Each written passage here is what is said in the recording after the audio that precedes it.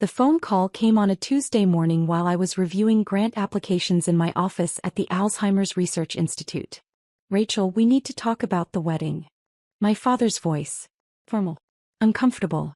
The tone he used when delivering bad news he'd already decided was final. Okay, I said, putting down my pen. What about it? Margaret's family will be there. The Hendersons. Very prominent philanthropists. Major donors to medical research. They move in elite circles.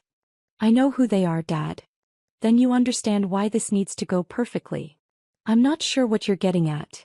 He cleared his throat. Rachel, I think it's best if you don't attend the wedding. Silence. I actually couldn't process the words for a moment. I'm sorry, what? It's nothing personal. Margaret's family are sophisticated people. Wealthy. Connected. They're funding several major initiatives across the country. I can't risk anything going wrong. And me attending your wedding would make something go wrong? You know how you can be. Awkward with wealthy people. You never know what to say at these events. You dress like you're going to a lab, not a social function. Margaret's family will have expectations. I leaned back in my chair. Looked at the wall of my office. Diplomas from Johns Hopkins Harvard Medical School, a PhD in neuroscience. Awards from the National Institutes of Health, the American Medical Association, the Alzheimer's Association. Photos with senators, Nobel laureates, and yes, philanthropists, including the Hendersons. Dad, I've met the Hendersons. I doubt that. I have dinner with Charles Henderson quarterly. His foundation funds my research. Silence on his end. What research? He finally asked. The Alzheimer's research I've been doing for 12 years. The research I've told you about at every family gathering. The research that's in clinical trials right now. You work at a university, Rachel. Teaching. I run the Alzheimer's Research Institute. We have a $620 million operating budget. The Henderson Foundation provides $80 million of that annually. Charles Henderson sits on my advisory board. More silence. That's not possible. It's very possible. In fact, I have a meeting with Charles on Thursday to discuss expanding our partnership. But apparently, I'm too awkward to attend your wedding to his daughter. Margaret is Charles Henderson's daughter? Stat. The Margaret Henderson you've been dating for 6 months. Daughter of Charles and Patricia Henderson. The same Hendersons who fund my Alzheimer's research, my clinical trials, and my neuroscience lab. I could hear him breathing. Processing. Why didn't you tell me? I did tell you. Multiple times. You said, that's nice.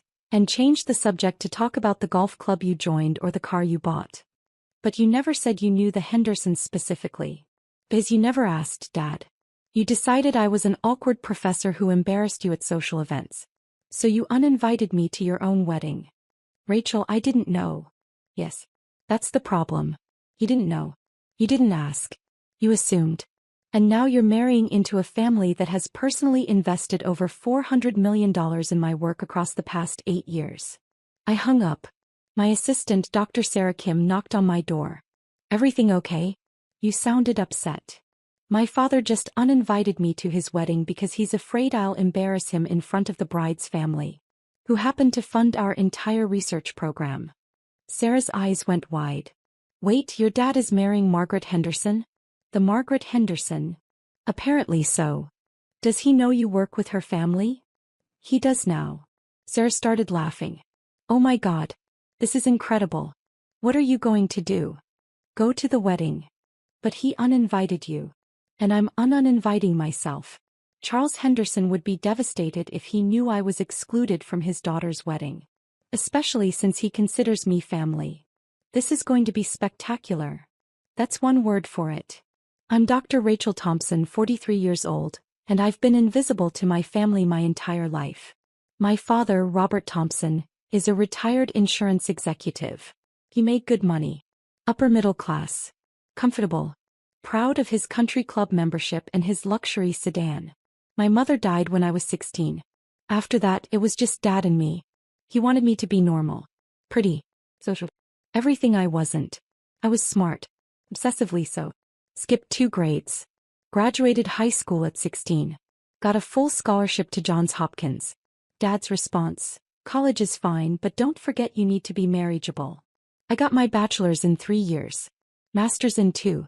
MD/PhD in neuroscience in 6. By 27, I was Dr. Rachel Thompson with a medical degree and a doctorate in neuroscience. Dad asked when I was going to stop being a student and get a real job. I became a professor at Harvard Medical School. Started researching Alzheimer's disease. Published groundbreaking papers on protein aggregation and neural degeneration. At 31, I secured a $50 million grant from the National Institutes of Health. At 33, I founded the Alzheimer's Research Institute with backing from 3 major philanthropic foundations. At 35, our research led to a breakthrough in early detection of Alzheimer's. Published in Nature. Featured on 60 Minutes. Named one of Time magazine's 100 most influential people in health. Dad's response: "That's nice. Are you seeing anyone?" By 40, our institute had a $620 million operating budget. We employed 200 researchers. Ran clinical trials across 15 hospitals. Had patents on 3 diagnostic tools and 2 potential treatments. The Henderson Foundation became our largest donor. Charles Henderson, billionaire philanthropist, believed in our work. We had quarterly dinners. He called me for advice on medical philanthropy. Introduced me to other donors. His wife Patricia joined our advisory board. Their son Marcus toured our labs regularly. And apparently their daughter Margaret was now engaged to my father. Dad had mentioned dating someone new 6 months ago. Successful. Sophisticated. From a good family. He'd never mentioned her name.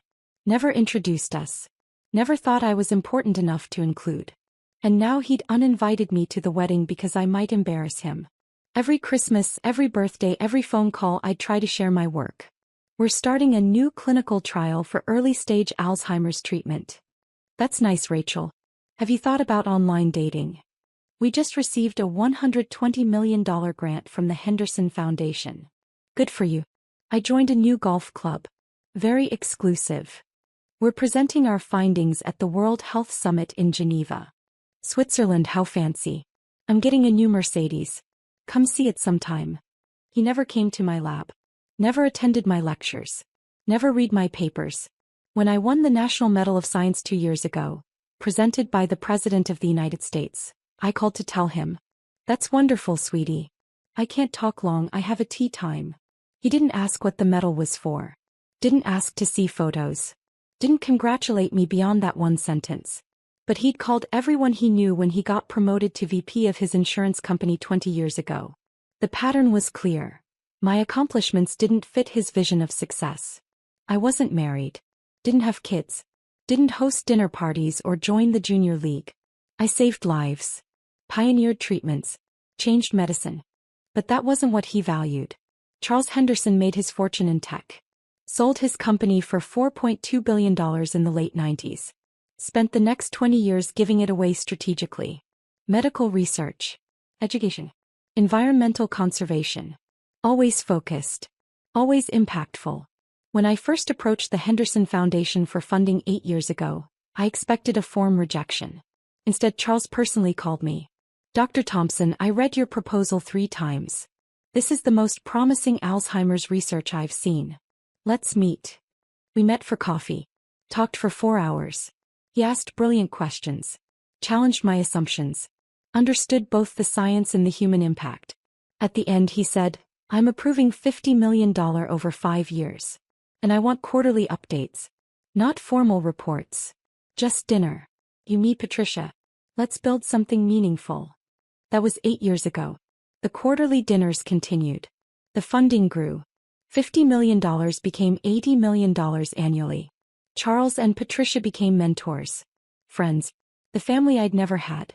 Patricia, who'd lost her mother to Alzheimer's, understood the personal urgency of the work. She attended our fundraisers. Toured our labs. Introduced me to other philanthropists.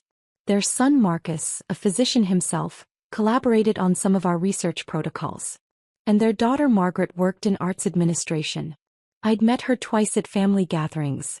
Quiet. Intelligent. Passionate about museums and culture. Never mentioned she was dating anyone. Certainly never mentioned she was dating my father.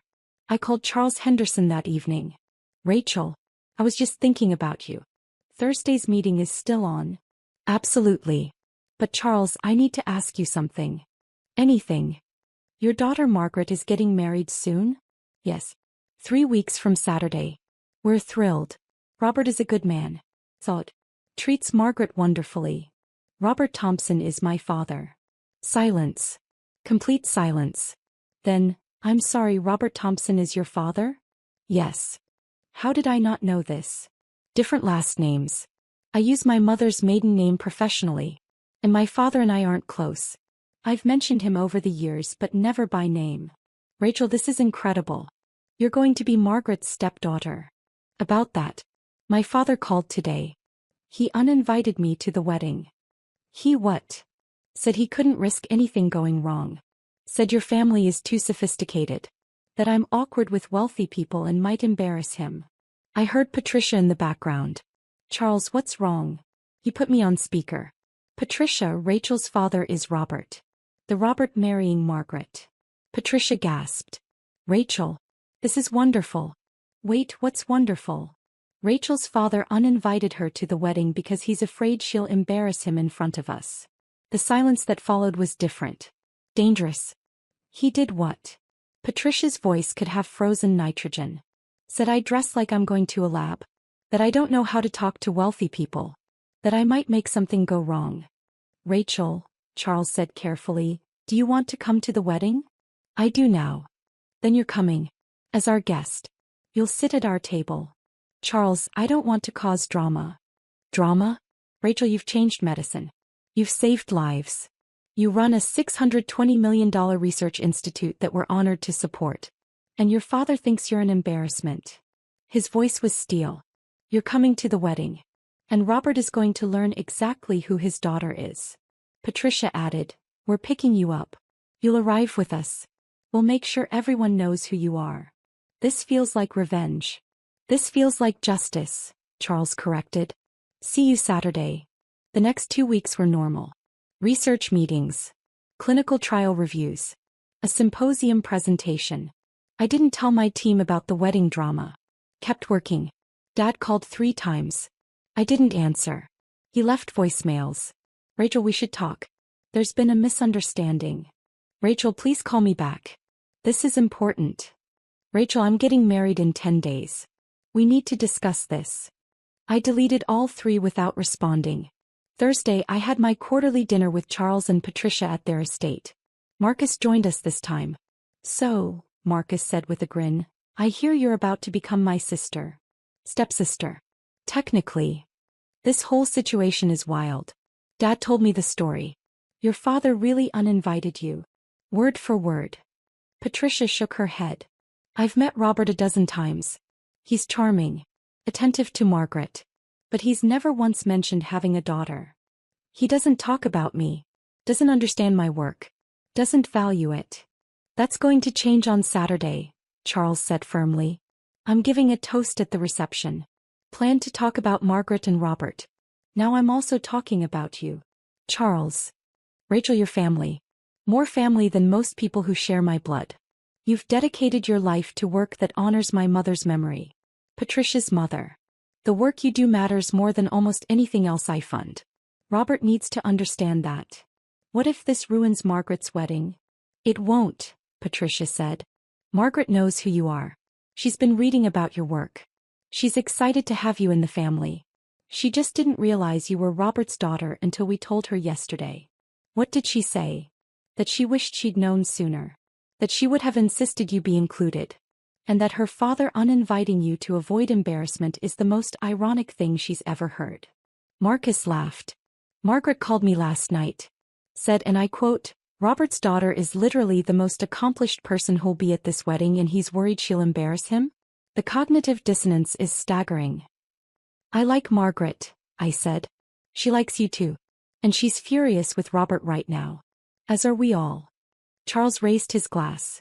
To Saturday. And to family, the kind that actually shows up. We toasted. I bought a dress for the wedding. Not my usual style. Normally I wore practical clothes. Lab appropriate. Professional. Unremarkable. For this I went to a boutique Patricia recommended. Tried on a dozen dresses. Settled on midnight blue silk. Elegant. Sophisticated. Expensive. The kind of dress that said, "I belong here." The saleswoman nodded approvingly. "You look stunning." "Special occasion." "My father's wedding." "He uninvited me because he thought I'd embarrass him in front of wealthy people." Her eyes widened. "And you're going anyway?" "As the guest of the bride's family, who happened to fund my medical research." "I love everything about this story. You're going to be the most interesting person there." "That's the plan." Saturday arrived. Charles and Patricia picked me up at 2 p.m. Their car was a Bentley. Driver included. This was the life my father thought I couldn't navigate. "You look beautiful," Patricia said as I slid into the back seat. "Thank you. I'm nervous." "Don't be. You're going to walk in there as exactly who you are. And let the chips fall where they may." The wedding was at a historic estate in Connecticut. Manicured gardens. String quartet. 200 guests in formal wear. We arrived fashionably late. Maiden entrance. The valet's eyes widened when he saw Charles Henderson. Everyone in philanthropic circles knew his face. We walked in together. Charles on one side of me, Patricia on the other. Like I belonged. Because I did. The wedding ceremony was outdoors. White chairs. Floral arbor. Magazine perfect. We were shown to the second row. Family seating. Dad was at the altar with the officiant. He saw us approaching. Saw Charles. Saw Patricia. Saw Marcus. Then saw me. His face went white. Then red. Then white again. Margaret appeared at the back of the aisle. Saw her family. Saw me. Smiled. Actually smiled. The ceremony was beautiful. Traditional. Heartfelt. Dad kept glancing at me. I kept looking straight ahead. When the officiant said, "You may kiss the bride," everyone applauded.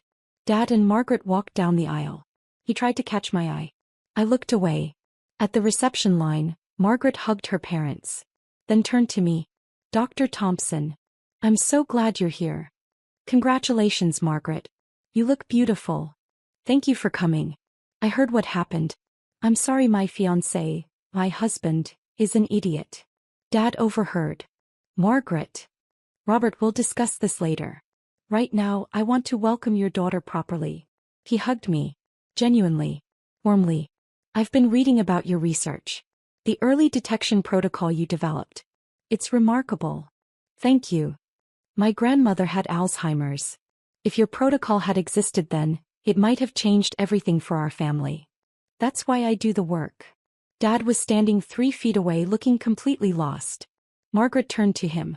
"Robert, your daughter is a genius. A literal genius. And you didn't think she belonged at our wedding?" "I didn't realize."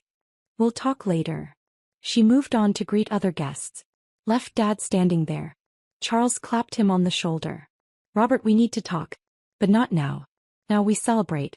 Later, we discuss why you tried to exclude one of the most important people in my life from my daughter's wedding." Dad looked like he might be sick. The reception was in a massive tent. Crystal chandeliers. Live band. Open bar. We sat at the Henderson family table. Prime location. Center of the room. Dad and Margaret sat at the sweetheart table on the raised platform. I could see Dad watching me. Watching Charles. Watching the way other guests approached our table to greet the Hendersons. Senators. Theos. Other philanthropists. Everyone who was anyone in the Northeast elite. And they all knew Charles. Midway through dinner, a woman approached our table. Dr. Elizabeth Warren, Director of the National Institutes of Health. "Charles, Patricia, wonderful to see you." Then she saw me. "Rachel. I didn't know you'd be here." "Elizabeth, good to see you. Your latest paper on tau protein aggregation was brilliant. We're using it to restructure our entire Alzheimer's research funding strategy." "I'm glad it was helpful." "Helpful. It's revolutionary." He turned to Charles. "You know you're funding the most important Alzheimer's research in the country, right?" "I know," Charles said proudly. "Rachel keeps us updated quarterly." "She's too modest. What she's doing will change medicine. We're talking about a potential Nobel Prize in the next decade." I felt my face heat. "Elizabeth. I'm serious. The diagnostic tools alone are worth it. But if your treatment trials work, Rachel, you'll have cured Alzheimer's." Across the room, I saw Dad's head snap toward our table. Elizabeth continued, oblivious. I'm recommending the NIH increase funding to your institute by $200 million over the next 5 years. You've earned it. That's incredibly generous. It's strategic. You're the best investment we can make. She moved on. Left our table buzzing. Patricia squeezed my hand. Nobel Prize. It's just speculation. Rachel, stop. Let yourself be proud. I was proud. I just never had anyone to be proud with. Till now. After dinner the toasts began. Margaret's mother Patricia went first. Spoke beautifully about love, partnership and joining families. Then Charles stood. Tapped his glass. I'm Charles Henderson, father of the bride. And I want to talk about family. The room quieted. Margaret found a good man in Robert. He's kind to her. Treats her with respect. Makes her laugh. I'm thrilled to welcome him to our family. Dad smiled. Relaxed slightly. But tonight I also want to acknowledge someone else joining our family. Someone extraordinary. Someone who's been part of our lives for 8 years but who we're only now learning is Robert's daughter. Dad's smile froze. Dr. Rachel Thompson is one of the foremost neuroscientists in the world. She runs the Alzheimer's Research Institute, which my family foundation has funded for nearly a decade. Her work has changed how we diagnose and treat Alzheimer's disease. She's saved countless lives. And she's done it with grace, brilliance, and absolute dedication. The room was silent. All eyes turning to find me. Rachel, would you stand? I stood. Felt 200 people looking at me. This remarkable woman, Charles continued, was uninvited to this wedding. Robert told her she might embarrass him in front of my family. That she didn't know how to behave around wealthy people. That she was too awkward for an event like this. Gasps. Actual gasps from the audience. Dad's face had gone gray. What Robert didn't know is that Rachel and I have dinner quarterly. That she's been to our home dozens of times. That my wife considers her family. That our foundation has invested over $400 million in her research. That she's one of the most respected medical researchers in America. He raised his glass. So I want to make something clear. Rachel Thompson is not an embarrassment. She's a treasure. He's an honor to know. And Robert, you should be on your knees thanking whatever cosmic force made this brilliant, compassionate, world-changing woman your daughter. The room erupted in applause.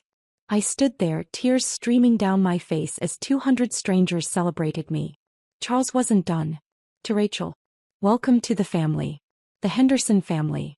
Where your work is valued, your brilliance is celebrated, and you will never, ever be made to feel less than the extraordinary person you are. To Rachel, the room echoed. I sat down. Patricia grabbed my hand. Marcus hugged me. And across the room my father sat frozen at the sweetheart table, his new wife staring at him with an expression that could freeze fire. After the toast, people approached our table in waves. Scientists who'd read my papers. Philanthropists who'd heard of my work. Medical professionals who used our diagnostic protocols. Dr. Thompson, I had no idea you were Robert's daughter. Your research changed my mother's treatment plan. Can we schedule a meeting? Our foundation wants to support your work. I smiled. Thanked them. Exchanged cards. Dad watched from the sweetheart table. Didn't approach. Margaret did. She came to our table, dress trailing behind her. Rachel, can we talk? Just for a moment. Of course. We walked to a quiet corner of the tent. I'm so sorry, she said immediately. I had no idea Robert had uninvited you. I didn't even know he had a daughter until 3 weeks ago. He mentioned you once, said you were in education, and changed the subject. In education? That's what he said. Not that you were a renowned neuroscientist. Not that you ran a major research institute. Just, in education. That's about right. When my father told me who you were, I was horrified. I wanted to call you immediately, but Dad said he'd handle it. That you'd be here. That Robert needed to see the truth. Your father is protective. He loves you. They both do. They talk about you constantly. Rachel found a new protein marker. Rachel's clinical trial showed promising results. Rachel spoke at the World Health Summit. I knew exactly who you were before I knew you were Robert's daughter. I'm sorry this happened at your wedding. Don't be. This needed to happen. Robert needed to see who you actually are. What you've accomplished. And frankly, he needed the public accountability. He looks devastated. Good. He should be. Rachel, can I ask you something? Anything. Why did you come? After he uninvited you? You could have stayed away. Made him explain your absence. But you came anyway. I thought about it. Because I wanted to meet you. Because I wanted your family to know I valued their relationship. And because I was tired of being invisible. Margaret hugged me. You're not invisible anymore. An hour after Charles's toast, Dad approached our table. He looked smaller. Defeated. Older. Rachel, can we talk? I looked at Charles. He nodded. Dad and I walked outside. Found a quiet spot in the garden. I'm sorry, he said immediately. For which part? All of it. Uninviting you. Not knowing about your work. Not seeing you. You've had 43 years to see me, Dad. I know. I told you about my research. Every holiday. Every phone call. Every visit. You nodded and changed the subject. I didn't understand. You didn't try to understand. There's a difference. He sat on a bench. Put his head in his hands. When Charles made that toast, when everyone applauded, when I saw the way people looked at you, I realized I've been living next to greatness my entire life and I never noticed. I'm not great. I'm just good at my job. Rachel, you're curing Alzheimer's disease. The NIH director said you might win a Nobel Prize. You run a $620 million institute. My new in-laws have invested hundreds of millions of dollars in your work. That's not just being good at your job. That's changing the world. And you thought I was too awkward to attend your wedding. I was wrong. Spectacularly, humiliatingly wrong. I sat next to him. Why did you do it? Really? Because you intimidated me. You were always so smart. So focused. After your mother died, I didn't know how to connect with you. You lived in your head in your research. I couldn't relate. So you dismissed me. So I told myself you were just an academic. Not living in the real world. Not successful in ways that mattered. It was easier than admitting I had no idea how to be the father you deserved. You could have asked. About my work. My life. My research. Would you have told me? I tried to tell you for years, Dad. You just never listened. He was crying now. Quietly. Can you forgive me? I don't know. You didn't just miss one event.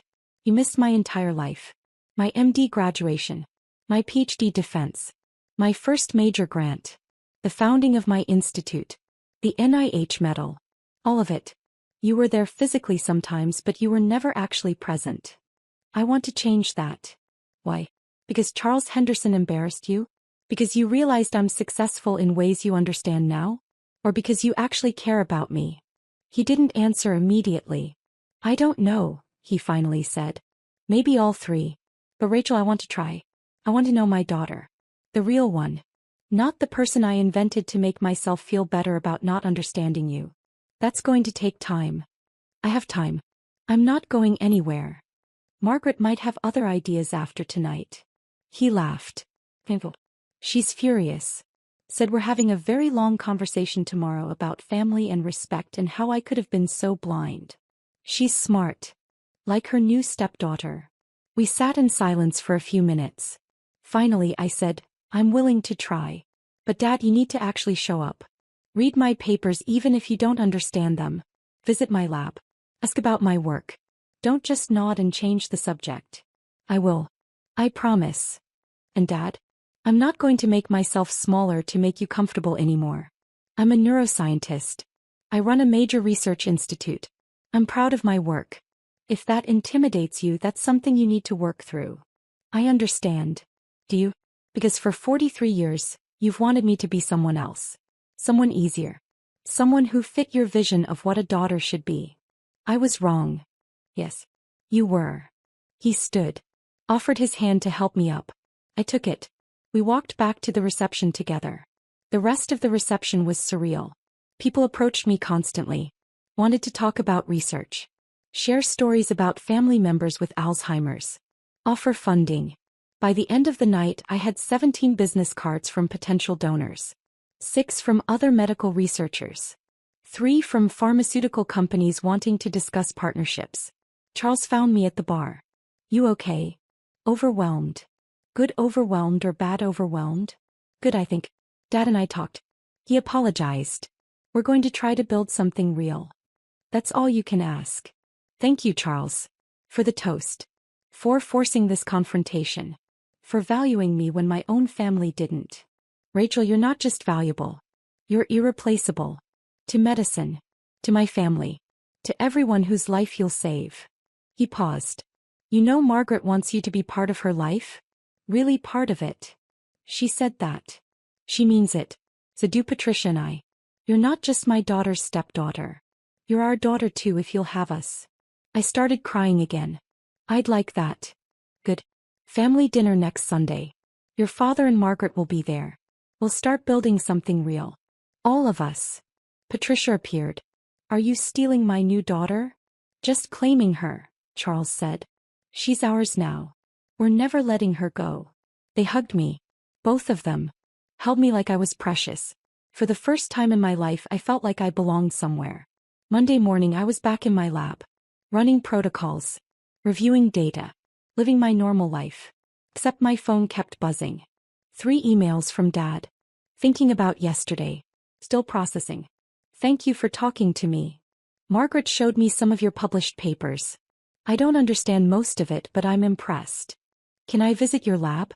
I'd like to see where you work. I responded, lab tours are Thursdays at 2 p.m. You're welcome to join. An email from Margaret. Thank you for making my wedding memorable for the right reasons. Sunday dinner at 6 p.m. Casual. Bring wine. 3 emails from potential donors who'd been at the wedding. And an email from Dr. Elizabeth Warren at the NIH. The buzz from Saturday night has reached DC. Prepare for a very good news phone call on Wednesday. Sarah found me at lunch. How was the wedding? Life-changing. In what way? My father's new father-in-law made a toast about me. Told 200 people that I'd been uninvited to the wedding for being an embarrassment. Then explained exactly who I am and what I've accomplished. Sarah's eyes went wide. Oh my God. The NIH director was there. Half the medical philanthropists on the East Coast were there. Everyone now knows that Robert Thompson's daughter is the neuroscientist he tried to exclude from his wedding. That's amazing. It's terrifying. But also freeing. I don't have to hide anymore. Don't have to make myself smaller. Don't have to pretend my work doesn't matter. It always mattered, Dr. Thompson. I know. But now my family knows too. Wednesday the NIH called. Just as Elizabeth promised. Dr. Thompson, we're increasing your funding by $250 million over 5 years. Your work is too important. We're also nominating you for the Presidential Medal of Science. I sat down. Couldn't speak. Dr. Thompson? I'm here. Just processing. You've earned this. Your tau protein research alone justifies it. But your diagnostic protocols, your clinical trials, your leadership in the field, you're transforming how we approach neurodegenerative disease. Thank you. No. Thank you. For the work. For the dedication. For changing medicine. After the call I sat in my office. Looked at the walls. The diplomas. The awards. The photos. Added a new photo to the collection. Me with Charles, Patricia, Marcus and Margaret at the wedding. My new family. The family that saw me. Sunday dinner at the Henderson estate was casual. Jeans and sweaters. Wine and pasta. Dad and Margaret arrived together. He looked nervous. Rachel. Dad. Thank you for inviting me. Charles invited you. I'm just here. Fair enough. We ate. Carefully at first. Then Charles asked about my research. I really talked. Explained the protein aggregation process. The diagnostic markers. The treatment protocols. Dad listened. Actually listened. Asked questions that showed he was paying attention. So when you say, tau proteins, you mean? I explained. Use simple terms. He nodded. And this could actually prevent Alzheimer's? Potentially. If we catch it early enough. If the treatment trials work. We're years away from knowing for sure. But you're doing it. Actually doing it. We're trying. Margaret chimed in. She's too modest. The scientific community thinks she's going to cure Alzheimer's within a decade. Cure is a strong word. Dr. Warren said Nobel Prize. Patricia reminded me. Dad looked at me. Really looked. I'm sorry I missed all of this. The work. The accomplishments. The person you became. You can't miss what you never saw, Dad. Then I'm sorry I never saw you. It wasn't forgiveness. Not yet. But it was acknowledgement. Recognition. The beginning of something real. Marcus raised his glass. To new family. And to Rachel, who's been family all along. We toasted. And for the first time in my life I had a father who saw me. A family that valued me. A place where I belonged. Not because I'd changed, but because they finally opened their eyes. 1 year after the wedding, our phase 2 clinical trials showed success. The Alzheimer's treatment worked. Not a cure, but significant slowing of progression. Quality of life improvements. Hope. We published in the New England Journal of Medicine. Front page. Dad came to the press conference. Sat in the back. Watched me present our findings to the world. Afterward he hugged me. Your mother would be so proud. You think. I know. She always said you were special. I just didn't understand what she meant. Mom said that. Constantly. Our Rachel is going to change the world. I thought she was just being a proud mother. Turns out she was right. We stood there. Father and daughter. Finally seeing each other. I'm proud of you too, he said quietly. I know I haven't earned the right to say that. But I am. So incredibly proud. Thank you, Dad. That was enough. For now. 2 years after the wedding, I won the Lasker Award for Medical Research. The American Nobel. Dad, Margaret, Charles, Patricia, and Marcus all attended the ceremony in New York. When they announced my name, all 5 of them stood and cheered. My family. The one I was born into and the one I chose. Both finally, fully seeing me. 3 years after the wedding, the Nobel Committee called. I won the Nobel Prize in Physiology or Medicine for my work on Alzheimer's disease. The ceremony was in Stockholm. December. Formal wear and international press. Dad was there. Front row. Crying as I accepted the medal. I'm here, he whispered as we posed for photos. I'm finally here. I know, Dad. I see you now. Really see you. I know. And I did. Because seeing isn't just looking. It's acknowledging. Valuing. Celebrating. It took 46 years. A wedding drama. A public toast. A father-in-law who forced accountability. But finally, completely, my father saw me. Not as the daughter who didn't fit his vision. But as the woman who changed medicine. The scientist who saved lives. The person I'd always been. And that was worth everything.